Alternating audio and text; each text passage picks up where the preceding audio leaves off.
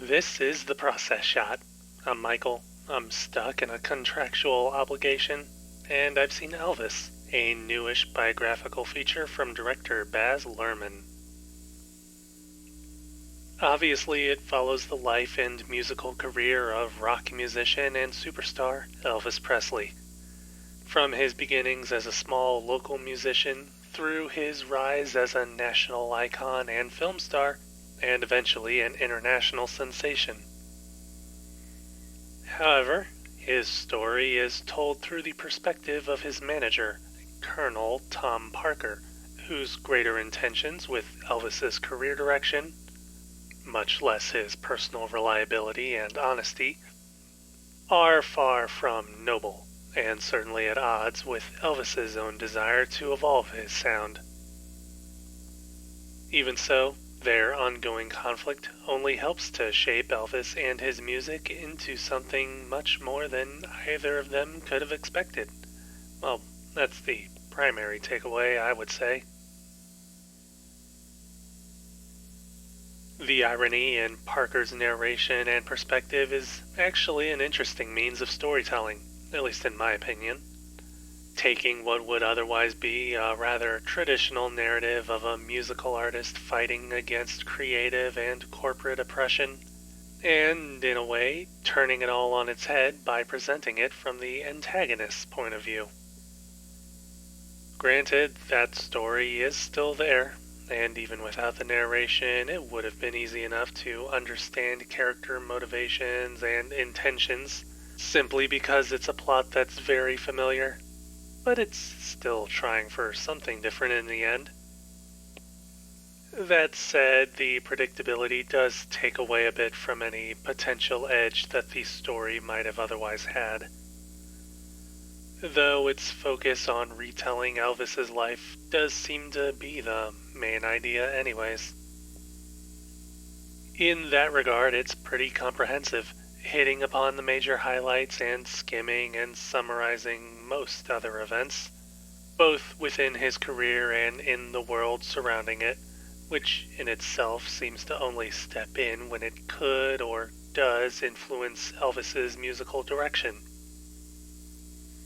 Overall, I actually wouldn't say that the film presents Elvis's life with any sort of newfound inspiration or observations, striving for accuracy more than anything else. On that note, Austin Butler's performance as Elvis is absolutely amazing, with him becoming completely immersed and balancing the classic mannerisms and trademarks with more nuanced and personal moments, not to mention that his singing and speaking voice and accents are amazingly on par with the original, to the point that you may not even notice a difference.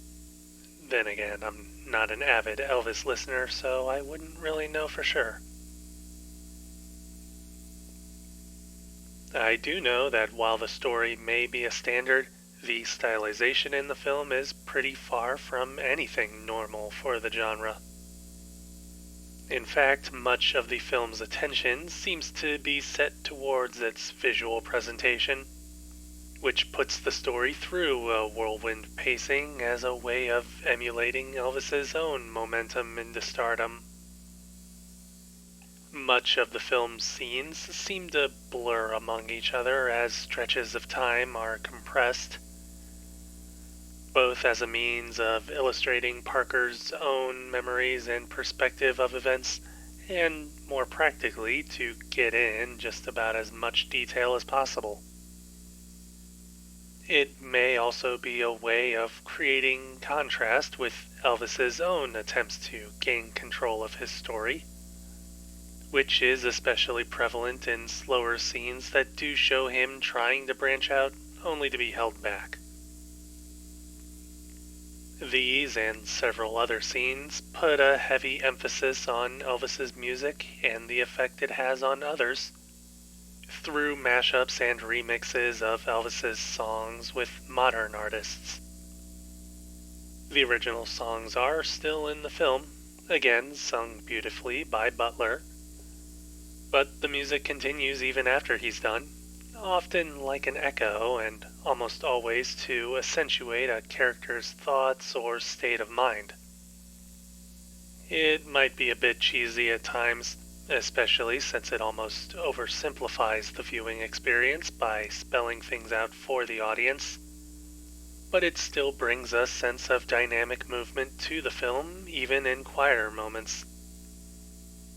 Most of all, I think it's helpful as an example of how Elvis's music has lasting effects, not only within the greater scope of music history, but even during his life, with his songs being his way of expressing what Parker had been trying to deny of him. The use of real archival footage near the end of the film cements this legacy, and in the end, the movie definitely does its best to pay tribute to the man as a human, and not simply as a rock and roll icon.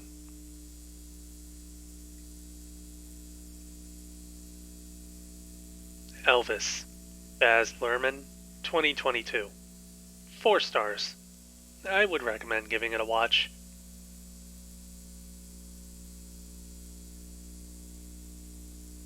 That's it for this review.